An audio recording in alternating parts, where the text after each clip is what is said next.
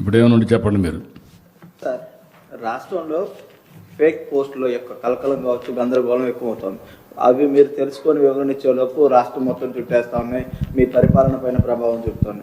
ఇటీవల చూస్తే ఒక ప్రభుత్వ ఉద్యోగ అమరావతి పైన పెట్టిన పోస్ట్ కావచ్చు, రాజధాని మునిగిందంటూ ఏదైతే ఉందో కొన్ని సోషల్ మీడియాలో వచ్చినటువంటి వార్తలు కావచ్చు, ఇలా ప్రతి అంశం కూడా ఒక నెగిటివ్ సెన్స్ క్రియేట్ చేసే విధానం రాష్ట్రంలో ఇటీవల ఎక్కువైపోయింది.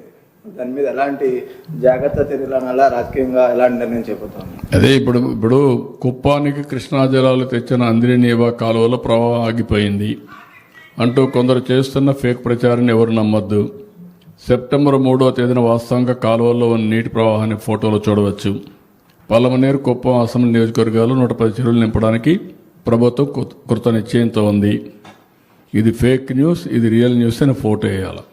ఇది మా పని చేయాలన్నా ఇలాంటి తప్పుడు రాజకీయాల మీద అనునిత్యం వివరణ ఇవ్వాలన్నా, వీళ్ళకి బుద్ధి జ్ఞానంగా ఉంటే, వీళ్ళు మనుషులైతే వీళ్ళు ఏం చేయాలని అడుగుతున్నాం. Is it right? అంటే నీకు అధికారం ఉంది, నీకు ఇంకా అడ్డు వాపు లేదు, ఏమైనా చేయగలుగుతామని నీ ఇష్ట ప్రకారం వేస్తే మేము చూస్తూ పోస్టులు పెట్టుకోవాలి ఎవ్రీడే. ఇదే పనే. కబద్దారు, జాగ్రత్తగా ఉండండి. ఎంతవరకైనా వెళ్తాం. Will control this fellows. అవసరమైతే మొన్న కూడా చెప్పాను, మొన్నటి వరకు ఆడవాళ్ళ పైన పడ్డారు, క్యారెక్టర్ అసాసినేషన్ చేశారు, రాజధాని పైన పడ్డారు, ఇప్పుడు ఇలాంటి తప్పుడు పనులు చేస్తారు. దీనికి కూడా ఏం చేయాలో ఆలోచిస్తాం. ఒక చట్టాన్ని తీసుకొస్తాం. ప్రతి ఒక్కరు కూడా వాక్ స్వాతంత్రం ఉంది, రాసే స్వేచ్ఛ ఉంది, సోషల్ మీడియా ఉంది, ఏదైనా పెడతాం. పేటీఎం బ్యాచ్ ఉంది, డబ్బులు ఇస్తారు కాబట్టి మేము పెడతామంటే మాత్రం కుదరదు. మళ్ళా వాళ్ళు వచ్చి మిమ్మల్ని కాపాడలేరు. ఆ విషయం కూడా గుర్తుపెట్టుకోమని హెచ్చరిస్తున్నాం. సార్, ఇప్పుడు ఒకవైపు మీరు చెబుతానే ఉన్నారు ఎక్సెస్ ఉన్నాయి, ఎలాంటి ఇబ్బంది లేదు ఫెర్టిలైజర్స్కి, ఆందోళన చెందొద్దని. మరోవైపు ఏమో దీని విషయంలో కూడా ఫేక్ పోస్టులు చాలా వరకు వస్తున్నాయి, పెడతారు. చర్యలు తీసుకుంటారు. అదే కూడా చెప్పా కదా, ఇక్కడ కూడా ఆందోళన కలిగించేవాడు. అందరినీ ఆందోళన కల్పించి వీళ్ళు రాజకీయ లబ్ధి పొందాలనేది వాళ్ళ ఆలోచన. అది సస్టైనబుల్ కాదు. కానీ ఈరోజు వచ్చిన విచిత్రమైన పరిస్థితి అంటే సోషల్ మీడియా ఒకటి వచ్చింది. సోషల్ మీడియాలో వీళ్ళు పెట్టేసి మొత్తం తిరుగుతూ ఉంటే ఇష్టం ఉన్నా లేకపోయినా మనం కౌంటర్ చేయకపోతే అదే వాస్తవాన్ని నమ్మే పరిస్థితి వస్తూ ఉంది. అలాంటప్పుడు ఒకటే మార్గం, దీని మీద ఫర్మ్ కూడా యాక్షన్ తీసుకోవాలి. Will take action. అదే నేను చెప్పేది. ఇంకా దానికి ఇవ్వడికేం చేయాలి?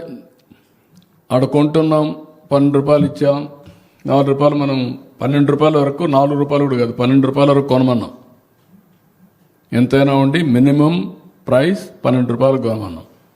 రైతులకు ఇవన్నీ చేస్తా ఉంటే రైతులకు అది జరిగిపోయిందని కావాలని ప్రచారం చేసి రాజకీయ లబ్ధి కోసం ప్రయత్నం చేయడం నీచం, పరమ దుర్మార్గం కూడా.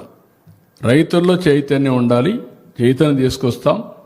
వాళ్ళు చైతన్యం రావడం కంటే వీళ్ళని కూడా హ్యాండిల్ చేయాలి. లేకపోతే ఇది వాస్తవాన్ని నమ్మి మోసపోయే పరిస్థితికి వస్తున్నారు. అది బాధ. ఒకసారి 2 సార్లు పర్వాలేదు, ఎవ్రీడే ఏదో ఒకటి. అంటే మనం పనులు చేయాలన్నా వీళ్ళ తప్పుడు ప్రచారాన్ని ఖండించాలన్నా. ఎవరికైనా కొంచెం బాధ వేస్తుంది కదా వీళ్ళు పెట్టే భాష. ఇవన్నీ చూసినాక 100 రోజుల్లో 3,800 కోట్లు ఖర్చు పెట్టి నీళ్లు తీసుకొచ్చి కుప్పానికి ఇస్తే పోయినప్పటి నుంచి విషయం చెప్పడం ఏంటండి? బుద్ధి జ్ఞానం ఉందా? మీరు మనుషులేనా?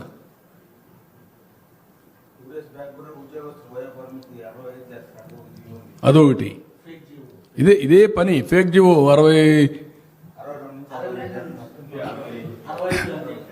అంటే ముందు ఒకటి క్రియేట్ చేసేయడం, క్రియేట్ చేసిన తర్వాత దానిపైన మనం స్పందించకపోతే ఒకటి, లేకపోతే స్పందిస్తే ఒకటి, మనం చేయలేకపోతే ఒకటి, చేస్తే ఒకటి.